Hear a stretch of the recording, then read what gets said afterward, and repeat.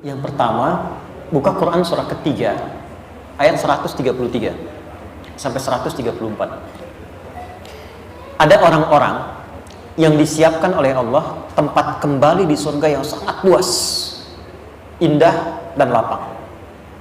Dan ternyata amalan pertamanya bukan rajin sholat, bukan rajin puasa, bukan rajin zakat. Ternyata karena kelapangan hatinya yang mampu memaafkan dan menahan segala yang ia terima dengan cara yang tidak baik, tapi ia mampu merespon dengan cara yang baik. Wasari'u ila maghfiratin min rabbikum wa jannatin arduha as-samawati wal ardu u'iddat lil muttaqin alladzina yunfiquna fis sarra'i wad dharra wal kadhimina al ghaidha wal 'afina 'anil nas wallahu yuhibbul muhsinin. Kata Allah, jika engkau menerima sesuatu yang kurang menyenangkan, dicela, dihujat, tengok dulu ke diri kita. Ada enggak hujatan itu yang memang sesuai dengan perilaku kita? Jika memang ada, jangan merasa berat kita untuk mengoreksi diri dan meminta maaf.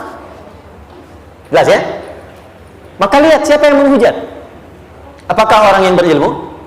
Orang yang saleh? Yang soleh itu kalau mencela, tidak mungkin soleh mencela kepada sesuatu kecuali ada perbaikan di dalamnya. Karena lawan soleh itu salah.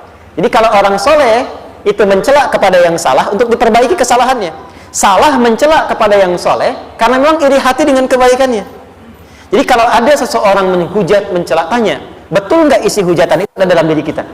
Kalau ada, wasari'u ila maghfirah. Jangan tunggu waktu dan gengsi untuk mengevaluasi. Kata Allah, hei, rendahkan dirimu untuk menerima itu dulu, lalu koreksi.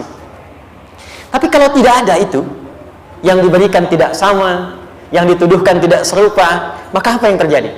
Perhatikan kalimatnya. Wa jannatin arduha as-samawati wal ardu. Aku tawarkan, aku siapkan, kata Allah, surga seluas langit dan bumi. Jadi ada orang yang mendapatkan tempat di surga, tempat itu seluas langit dan bumi. Silakan, mau maraton, mau kopdol, mau olahraga, apa, seluas langit dan bumi. Dan indah. U'iddat lil muttaqin, aku siapkan untuk orang takwa. Apa ciri orang takwa yang ada di sini? Satu, alladzina yunfiquna fis sarra'i wad dharra. Satu, gemar berbagi. Baik dalam keadaan lapang ataupun sulit. Kalau sedang lapang berbagi, wajar ya. Tapi sedang sulit masih berbagi, itu luar biasa.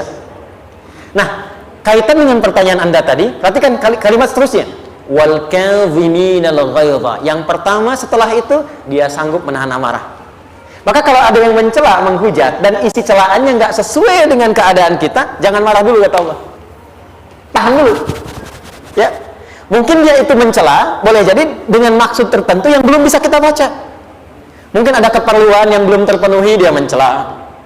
Mungkin ada sesuatu persoalan yang ingin dia ungkapkan, dia tidak menemukan jalan, dia harus mencela. Tadi saya ada pertanyaan di IG, saya lihat, saya belum jawab beberapa, buka tanya jawab. Ustadz, apa hukumnya berbagi tanpa tersenyum?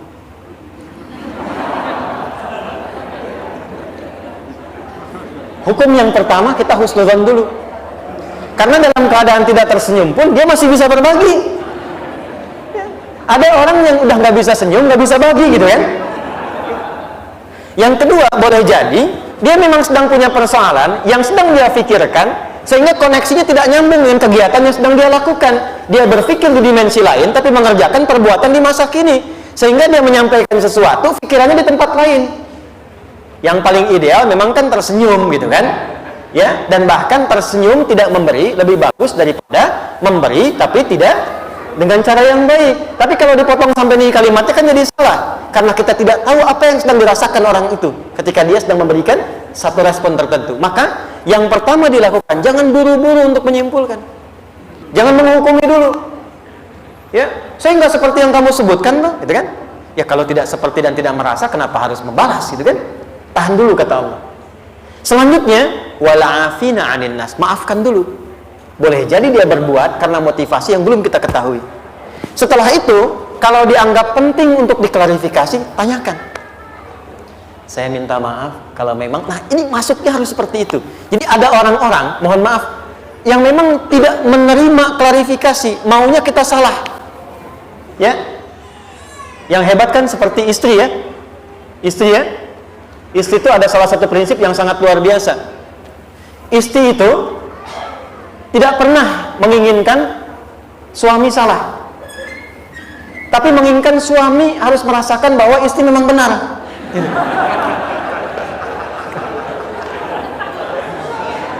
Kadang terjadi demikian. Nanti ya saya balas dengan yang lain. Masuk dulu sini. Jadi yang pertama, kalau memang itu dianggap penting untuk ditanyakan, masuk tapi dengan jalan yang lembut. Maksudnya bagaimana? Ada orang keras yang tidak menginginkan apapun dari kita kecuali maaf. Maka datang dengan mengatakan, saya mohon maaf kalau selama ini memang ada tindakan sesuatu yang kurang tepat, kurang baik. Saya tidak akan mencari argumentasi untuk membela. Tolong maafkan saya. Dan mohon izin dari apa yang tadi kamu sebutkan, kira-kira bisa ditunjukkan supaya saya bisa koreksi. Biasanya kalau sudah seperti itu ada dua tingkat. Kalau orang masih kekeh, di situ dia akan mulai menurun. Ya udah, sudah nggak apa-apa, aku maafkan. Tapi di belakang dia berpikir, dan itu sudah menurunkan tensi untuk memperbaiki diri. Tapi kalau dia ingin berubah menjadi baik, maka dia akan menerangkan dengan sesungguhnya. Saya juga minta maaf. Sebetulnya saya nggak suka kamu kemarin begini. Ya udah, saya katakan aja begini, dan begini. Maka didapatkanlah jalan tengah untuk itu semua, tapi ambil tawaran Allah, karena tawaran manusia belum tentu memenuhi apa yang kita harapkan. Kata Allah, kalau ada orang mencela, kalau ada orang menghujat tidak seperti yang digambarkan, tahan amarah, jangan marah dulu. Kedua, maafkan, lapangkan hati. Kalau dipandang patut diklarifikasi, datang, turunkan diri kita. Kalau perlu minta maaf, minta bimbingan, minta petunjuknya, dan tunjukkan di balik yang disoal itu supaya diperbaiki. Kalau dengan cara itu belum mampu juga kemudian merubah dia lebih baik, maka tinggalkan perdebatan. Orang yang meninggalkan perdebatan saat ia dalam posisi benar, kata Nabi, akan dibangunkan untuknya istana di pinggiran surga. Kok di pinggir ya Rasul? Ya masih untung dikasih istana di surga juga kan? Ya, dan itu bagian terindah yang bisa kita dapatkan. Saya kira jelas ya. Baik, yang terakhir, qala Nabi sallallahu alaihi wasallam, hadis Muslim, riwayat sahabat Abu Hurairah. Orang yang dicela dan dia sabar menerima itu, apalagi tidak sesuai dengan apa yang disebutkan, maka secara otomatis pahala yang mencela itu akan ditransfer kepada yang dicela, dan keburukan yang dicela itu akan dibawa kepada orang yang mencela. Ya, apa kalimat hadisnya? Atadrunal muflis, tahukah ya Rasulullah? Al-muflisu fina ma la dirham lahu wa la mata'. Ya Rasulullah, menurut kami orang bangkrut yang tidak punya uang sesen pun, tidak punya aset sedikit pun. Kata Nabi, bukan. Al-muflisu min ummati. Tolong fokus. Kata Nabi, orang bangkrut di hari kiamat dari umatku, bukan umatnya Musa, bukan Isa. Tapi ada orang mengaku umat Nabi Muhammad dan bangkrut di akhirat. Bangkrutnya kenapa? Maaf ya, yati yaumal qiyamati bi sholatin. Ternyata rajin sholat tuh. Wasyamin, rajin. Awas, hati-hati, ini terjadi nih. Wayati qad syatama hadza. Cuman sayang, suka mencela orang lain. Jadi akan ditemukan orang kelihatan rajin sholat, cuma senang mencela. Wa qadzafa hadza, menuduh. Wa daraba hadza, suka berselisih. Ikut pengajian tapi sering menyoal, sering berselisih. Maaf, wa safaka dama hadza, teriak Allahu Akbar, tapi maaf sekali menghancurkan orang lain. Menumpahkan darah.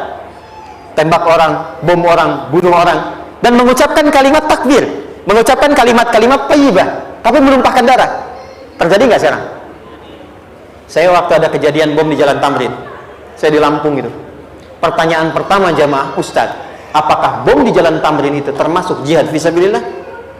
Saya bilang, Pak, sependek pengetahuan saya, jihad fisabilillah itu jihad di jalan Allah, bukan di Jalan Tamrin. Oh, kita terangkan kaidahnya itu pelan-pelan.